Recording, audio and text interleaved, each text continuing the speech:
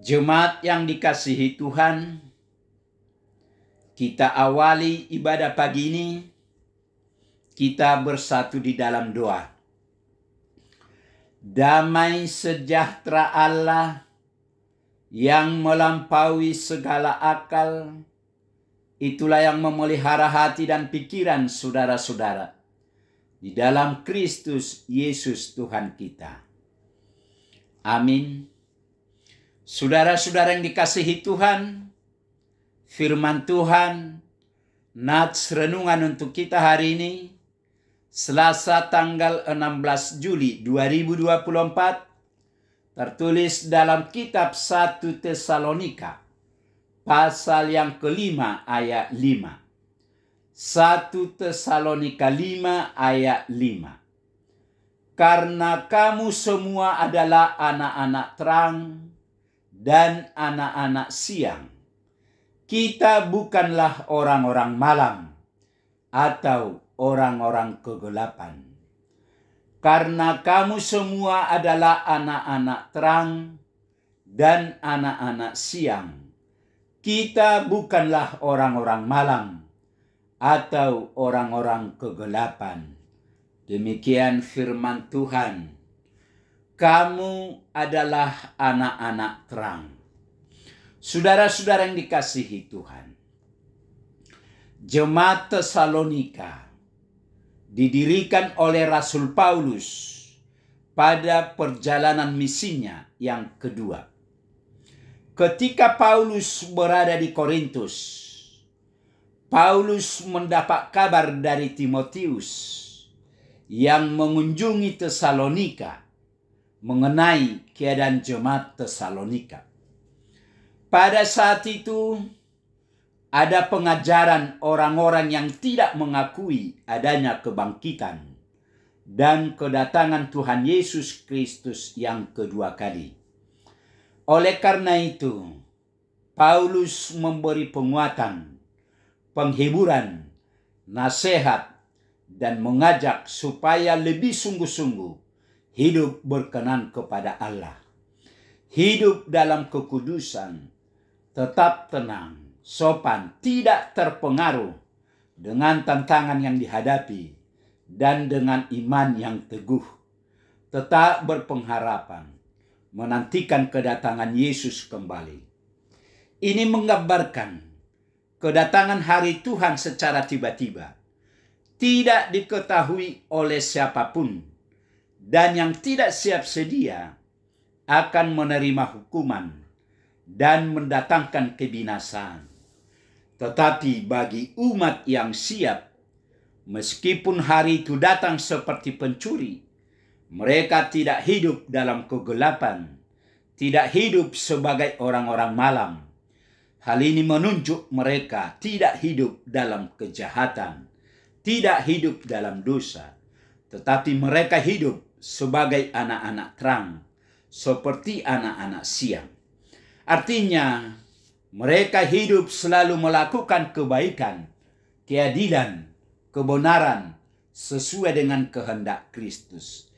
Ini adalah tanda kesiapan menyambut datangnya hari Tuhan. Saudara-saudara yang dikasihi Tuhan, dalam nats renungan kita hari ini, Paulus menjelaskan perbedaan antara anak-anak terang dengan anak-anak malam. Paulus membedakan keduanya agar kita bisa memilih jalan mana yang harus kita tempuh. Dengan pemahaman yang baik akan dampak dari kedua posisi ini, maka kita akan semakin berhati-hati memilih salah satu dari posisi itu. Jika kita membandingkan antara anak-anak terang dan anak-anak malam, maka kita akan melihat ciri-ciri dari masing-masing, yaitu ketika seseorang menerima Kristus sebagai Tuhan dan Juru Selamat pribadinya, hidupnya akan berubah. Kristus adalah terang dunia. Orang yang menerimanya akan diterangi hati dan pikirannya. Orang yang diterangi hati dan pikirannya maka gaya hidupnya juga berubah. Dia tidak akan hidup dalam kegelapan atau dalam dosa. Hidupnya akan terlihat seperti surat yang terbuka dan memberkati orang lain. Terang itu bisa dilihat tapi tidak bisa ditimbang. Orang bisa melihat kita, tapi kita tidak menjadi sombong karena semua perubahan hidup kita. Bukan karena kuat dan gagah kita, tetapi karena kasih karunia-Nya semata. Orang percaya adalah orang-orang yang telah ditebus dan dipindahkan dari kegelapan dosa kepada terang Kristus. Jadi kehidupan orang percaya adalah kehidupan dalam terang yang bukan hanya menerangi dirinya sendiri, tetapi juga menerangi orang-orang dan lingkungan di sekitarnya. Firman Tuhan hari ini mengingatkan kita tentang kehidupan sebagai anak-anak terang yang harus nampak dalam cara hidup setiap hari. Demikian pula Paulus mengingatkan jemaat di Tesalonika agar berjaga-jaga seperti pada waktu siang dan tidak tertidur seperti pada malam hari. Sebab kita adalah anak-anak siang yang harus hidup dalam terang, bukan dalam kegelapan dunia.